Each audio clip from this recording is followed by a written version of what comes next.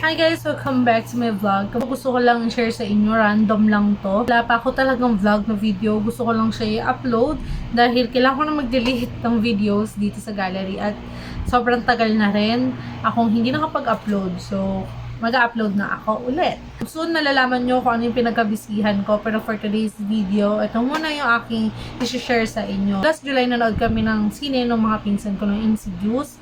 So, medyo naguluhan ako, kaya sabi ko, panoorin namin in order yung movie. Every night, nanonood kami dito sa bahay ng Insidious para maintindihan namin yung last na pinanood namin sa sinihan.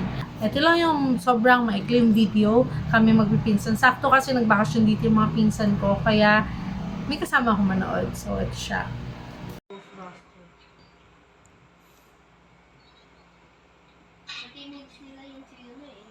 Hindi kami makalabas, walang vlog, akong ma-prepare. Dahil August, super busy din talaga ako. So, eto, nag-decide kami manood ng sine, yung Haunted Mansion. Kasama ko yung mga pinsan ko. First time nilang mag-sine, guys. Akin. Kay Bikay Butchog. Akin. Baka matapon, nawakan ko na lang. Hawakan mo yung tubig ni Teo. Para ito na lang hawak niya. Oh, nahulog ah. Oh, let's go.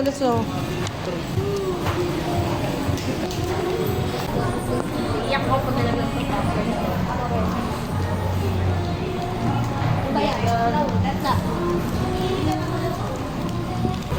Ayun. Lapit lang dyan. Ito, tigil ito. Ano ba tayo? Anong number dyan? Sino mo? 3F8 ako. Hindi. Anong sine? Haunted Mansion.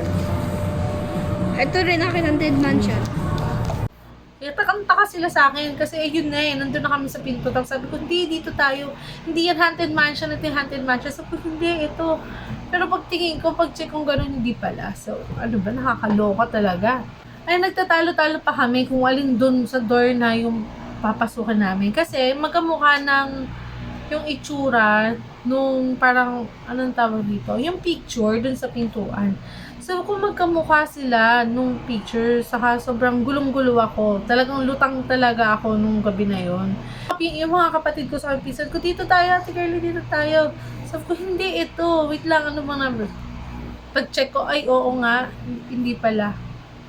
Akala ko. So, ito yung reaction nila nung napanood o nakapasok sila sa sinihan, guys. Oh, shit.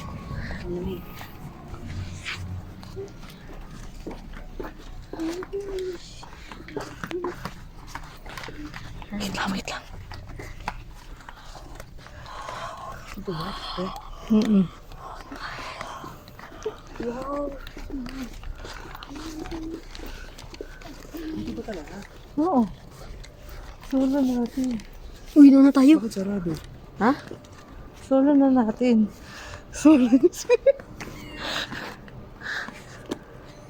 Konti lang talaga dito. Hindi na. Dito solo namin sinihan. Huwag mo natin yung lipat tayo sa harap. F, ano tayo? Ano ba nakalagay? C3F8. Dito sa baba. Dito tayo. Ito, C3 oh. Dito. May Kakatuwa kasi naghahanap pa kami kung saan namin gusto maupo. Eh, kahit saan kami maupo, pwede dun. So, naghahanap pa kami, anong seat number? Eh, so kahit saan pwede. Wala tayong kasama dito. Tayo lang talaga kasi umabagyo nga. So, ayun. ano? C3. Ito, 8 ako, 8. C3 to girly. Ano tayo dito? Ay, number 2 gilid. Sige, dito na kahit saan. Ay!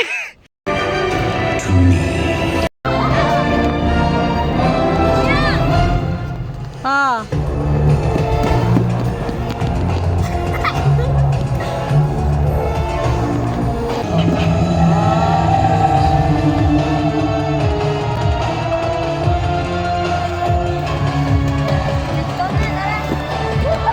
Enjoy.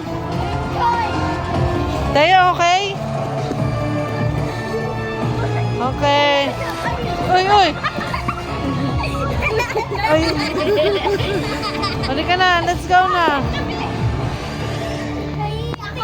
Isang silipin.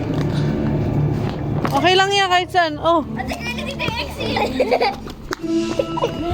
Tara na, uwi na. After nun, ilang days lang ata. Kasi lumakas na naman yung bagyo. Ilang araw kami, yung mga bata nag-iintay. Nag-set na ako ng date. Tapos biglang naurong na naman. Yung talagang naka-ready na kami. Naurong na naman kasi late na, saka maulan, mabagyo talaga. Kaya naudlot yung pag-ice skate namin. Pero sa wakas natuloy naman siya. Sa SM Mega Mall kami nag-ice skating at ito, first time namin lahat guys. Hindi ako natumba dito dahil natatakot ako matumba dahil may hawak akong phone. Baka mabasag pag natumba ko. Baka pag natumba ko, madiinan ko.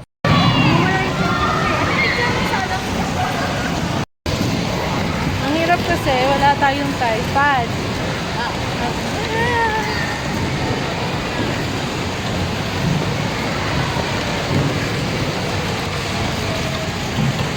Huwag mo madadapa. Oh, cellphone.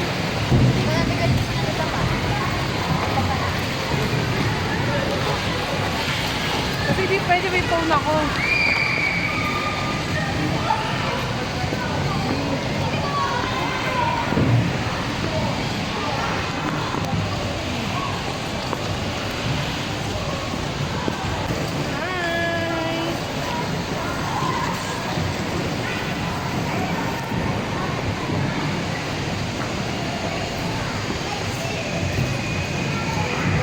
Hi guys, nandito kami ngayon sa SM Skating Mega Mall. Ayan, kasama ko yung mga pinsan ko. Saka yung kapatid ko, ayan. Sana all. Let's go!